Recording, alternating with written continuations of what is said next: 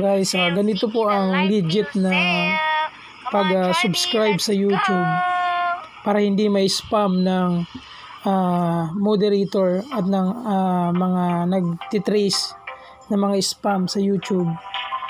Ang kailangan nyo lang gawin, number 1, huwag munang mag-like.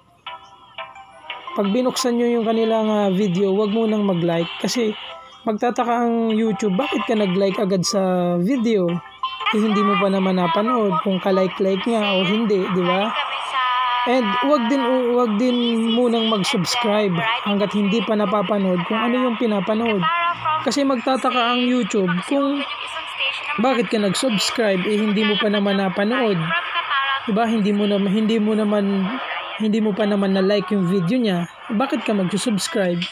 So, pag na-trace siya ng YouTube, baliwala din yan. Mawawala din yan subscribe mo at saka yung watch hour. Mababawasan yung watch hour. So, kailangan, gaya ng ginagawa ko, hindi ko siya ini-skip. Huwag nyo rin i-skip na makarating agad sa 3 minutes para magmamadali kayo na, i-skip ko na to para makapag 3 minutes na at makapagpadami na ako ng subscriber. So, huwag nyo i-skip, guys. Maging legit supporter kayo ng kapwa nyo vlogger. Kailangan panoorin nyo talaga. Huwag nyo i-pass forward kasi pag pinas forward nyo, matitrace din yan ni YouTube.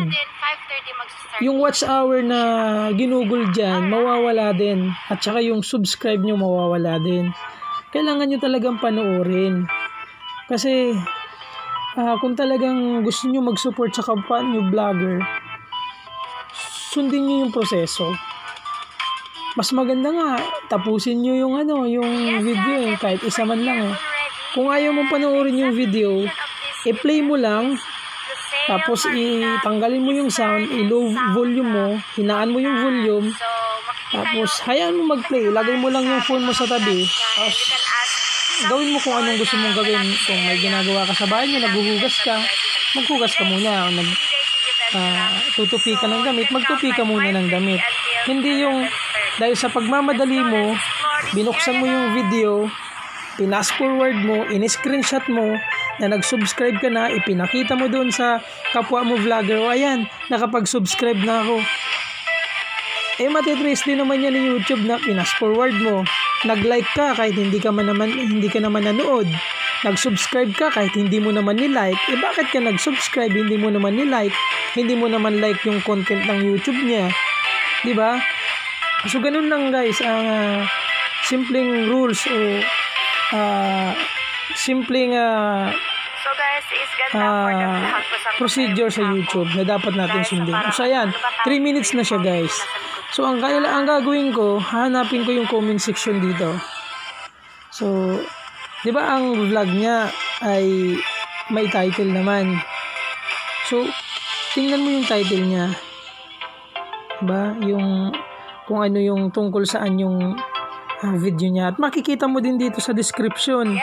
The International Light in Digital Media Festival. The festival is for all family member, kids and grown-ups. Good thing it's free entry. So, pwede ka mag-comment na, wow, ang ganda naman ng lugar na yan. Diba? Ganun lang kasimple.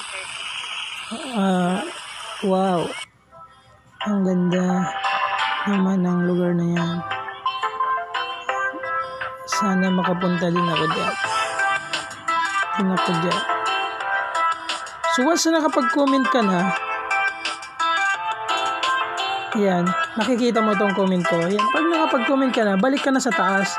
Then that's the time dahil natitrace siya ni YouTube, nagustuhan mo na yung kanyang video, nilike mo na. So, nilike mo na. So, nakapag-like ka na, i-click mo lang yung subscribe. Ganyan lang kasimple. Okay guys, simpleng rules sa pag-support sa kapwa o vlogger. Gawin nyo na ng tama para hindi masayang. Kasi I tell you, dati na ako na-monetize.